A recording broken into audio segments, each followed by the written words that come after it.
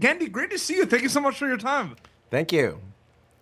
You know, there's two things at play when I watch Fixed. I feel like one thing, there's, talking dogs. That's its own thing. And then just the show that's just out of control. It's nonstop chaos. Those are two different things. How do you balance those two things when you're creating something like this? It's funny. Doing comedy is the hardest thing, right? I always say that because it's hard to make anybody laugh, right? Especially to make a broad number of people laugh. So you have to be, number one, you have to be sincere.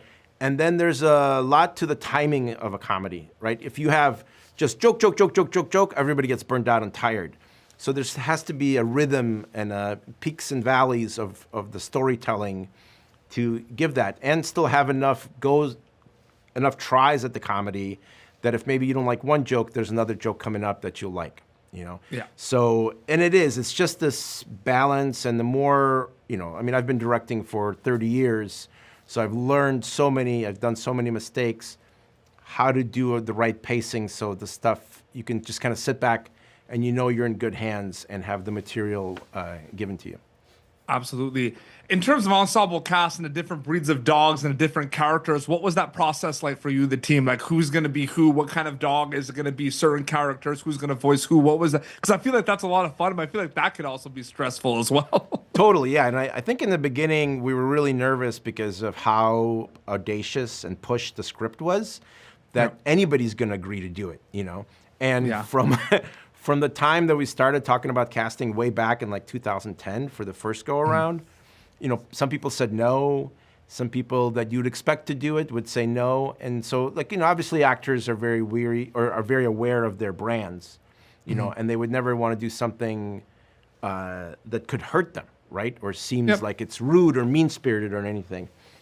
And so that was always the worry about it. And then by the time we got to actually casting the movie, for the most part, we got everybody that we really went after, and then you tailor things. Like, that, Bull, the main character, is a kind of a confident power nerd kind of character, right? And so, Adam is really kind of like that in the characters he plays. He's got confidence, but also there's this insecurity. And to associate a dog breed with it was probably the easiest part. Because, a tough dog, it's going to be a boxer or a pit bull type, right? And so that part of it was probably the easiest part. Absolutely.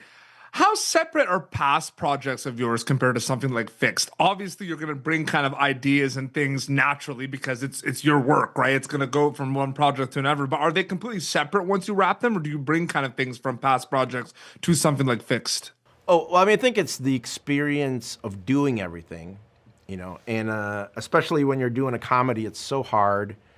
That what's kind of worked in the past comedically, and where the ins or outs are of a joke.